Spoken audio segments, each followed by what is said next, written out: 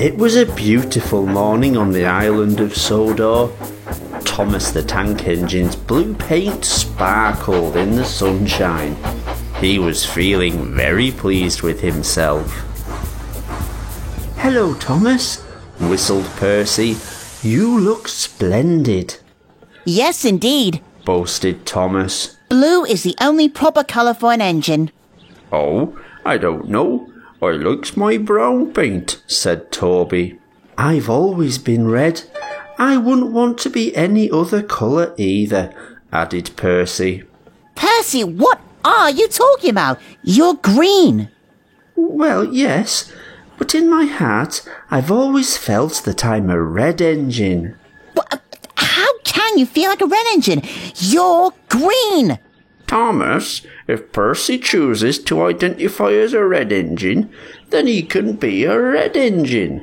It doesn't matter how he identifies. Percy, have you looked in a mirror? Have you seen a green engine? You know why? It's you. You're a green engine. "Thomas, it's Percy's right to choose to be a red engine." He's choosing to avoid reality. "Thomas, it's Percy's right to choose." But... "Thomas, it's Percy's right to choose." And with that, Thomas shrugged and set off.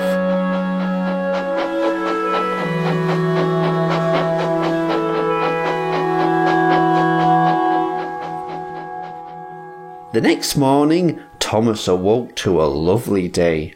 He couldn't wait to get to work. Good morning, Henry. But Henry left the sheds without saying a word to Thomas. What's going on? Thomas set off for work. He was confused and didn't know why Henry was so upset. He was relieved to see more of his friends at the big station. He peeped happily to them as he approached. But the engines chose to avoid Thomas's gaze as they set off.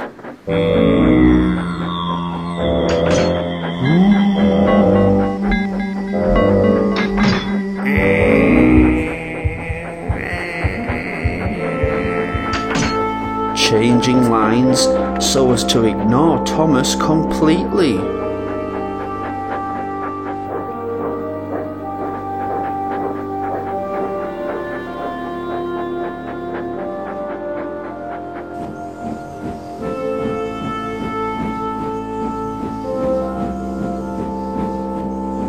Thomas was upset.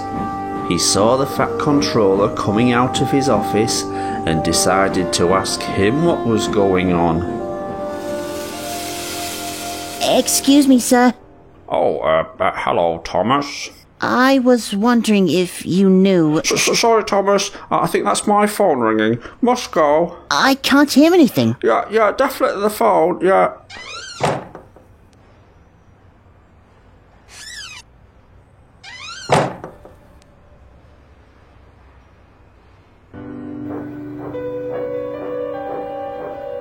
Thomas slowly set off.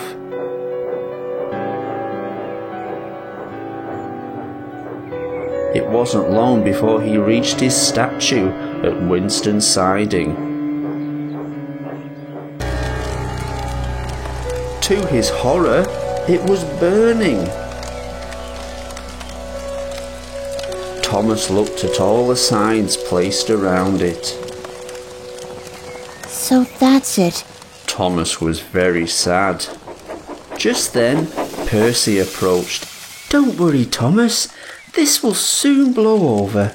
As soon as everyone comes across the next microaggression to overreact to, they'll all move on and forget your horrible, horrible crime." Just then, a new engine arrived. Thomas and Percy watched as water shot out of two spouts high on her water tanks. Thomas and Percy were surprised. I've never seen an engine do that before. "Well, Edward..." You must be Thomas and Percy. I'm Belle. "You're Big Belle," replied Percy. Thomas suddenly had an idea. He pondered to himself as Percy left.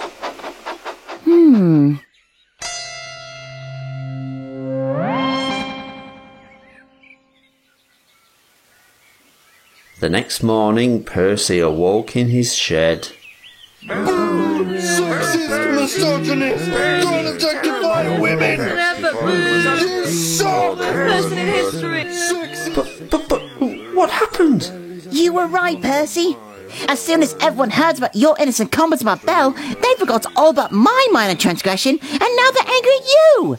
But how do they know? I told everyone. As soon as they realized they could twist your harmless comment into a hate crime, they decided to hate you now. Percy was surprised. Isn't it great, Percy? They don't hate me anymore. Thank you, Percy, for all your advice. And with that, Thomas set off for work.